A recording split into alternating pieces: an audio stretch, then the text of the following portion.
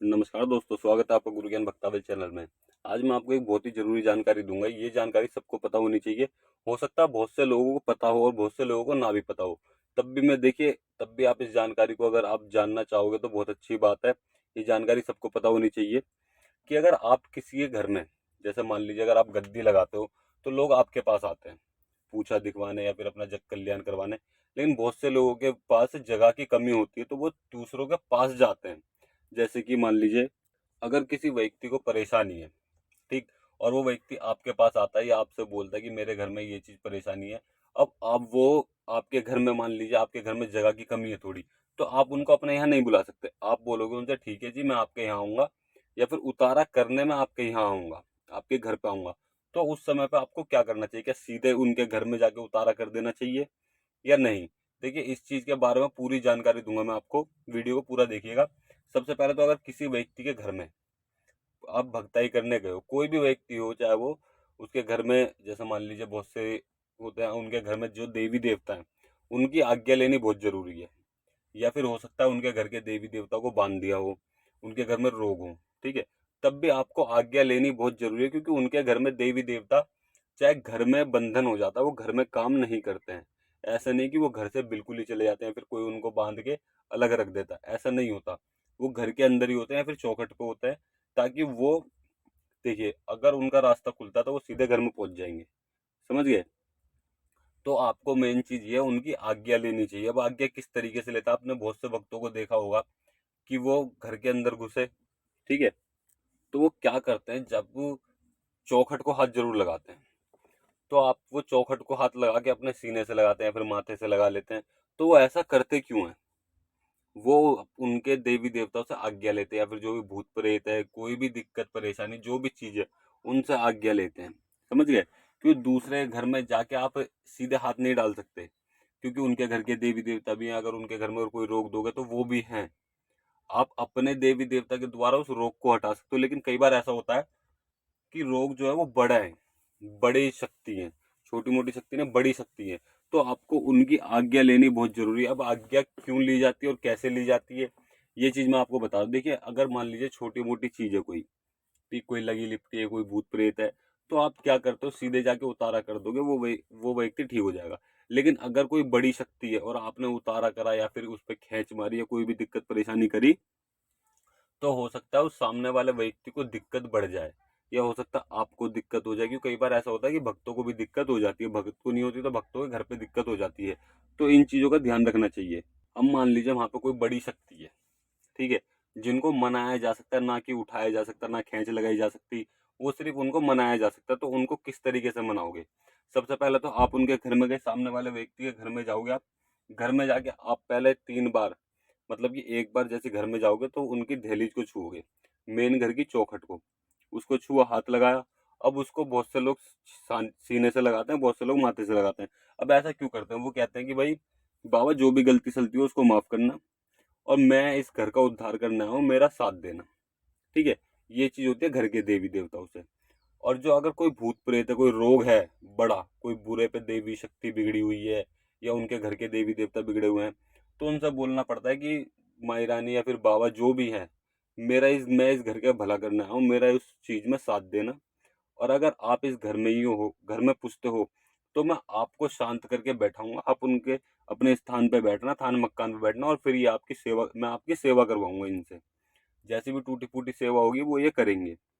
ठीक है, इस तरीके से बोलते हैं। और अगर कोई बाहर की चीज है तो माई रानी या फिर बाबा, मैं आपको जहाँ पर बैठा हूँ उनके स्थान पर, आप अपने स्थान पर बैठना, लेकिन दोबारा से इनको परेशान मत करना, और मैं जो भी इनका जग कल्याण करने आया हूँ, इनका भला करने आया हूँ, उसमें मेरा साथ देना। ठीक है, आपको इस तरीके से सामने वाले व्यक्ति से, मतलब कि देवी देवताओं से आज्ञा लेनी है। देवी देवता से भी, भूत प्रेत से भी आपको इस तरीके से आज्ञा लेनी है।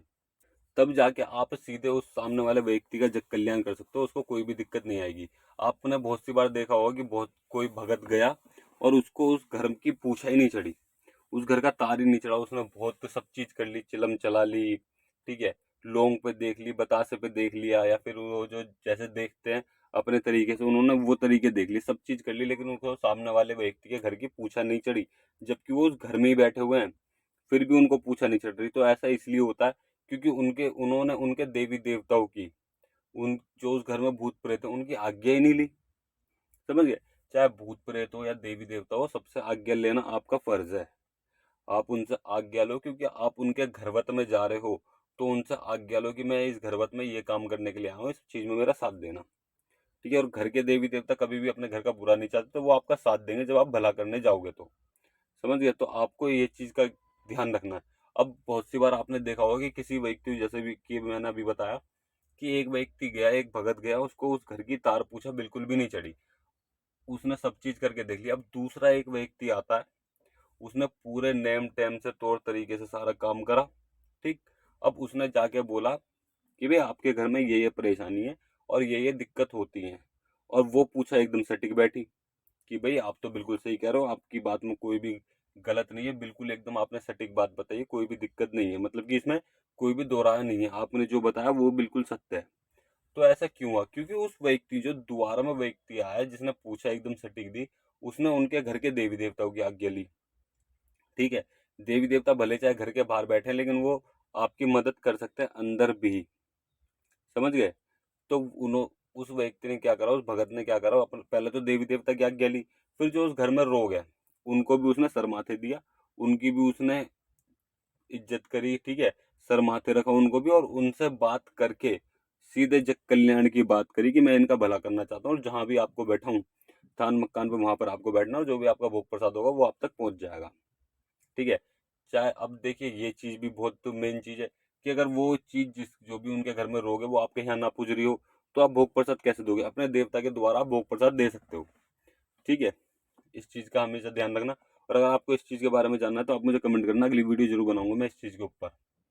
आप अपने देवता के द्वारा भोग प्रसाद दे सकते हो, तो आप उनको ये बोलते हो। और अगर उनके घर के देवी देवता बिगड़े हुए, बड़े से बड़ा कोई भी देवी देवता बिगड़ा है, तो आपको ये बोलना है कि बाबा माता जो भी है, आप अपने स्थान पर बैठो, थान मकान पर बैठो, जो भी आपकी सेवा होगी वो मैं करूंगा, करवाऊंगा इनसे।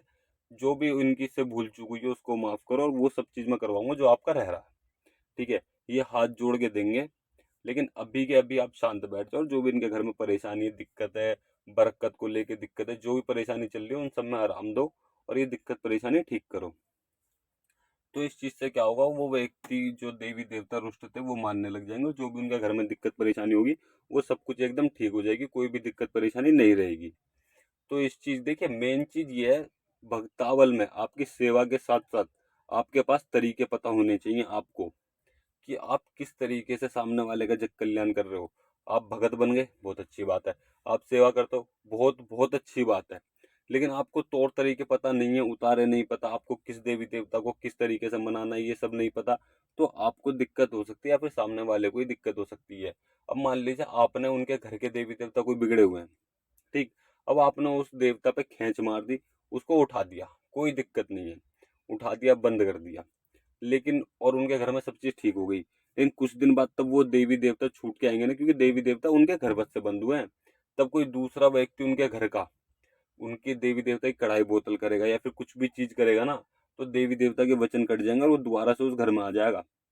आप परमानेंटली किसी के देवी देवता को बंद नहीं कर सकते, ना उस पर रोकथाम लगा सकते, तो वो उसके उनके सीधे घर में आएगा, तो वो और भी ज्यादा उग्र रूप में आएगा, और ज्यादा दिक्कत कर देगा, और ज्यादा परेशानी कर देगा। समझिए? अगर आपको इस चीज के बारे में पूरी जानकारी चाहिए तो आप मुझे कमेंट कर देना, मैं अगली वीडियो जरूर बनाऊंगा आपके लिए। और अगर आपको हमारे द्वारा दी गई जानकारी अच्छी लगी हो तो वीडियो को लाइक करें, चैनल को सब्सक्राइब करें, और बेल आइकन जरूर दबाएं, ताकि हमारे द्वारा दी गई जानकारी आप तक समय पर पहुंच सके।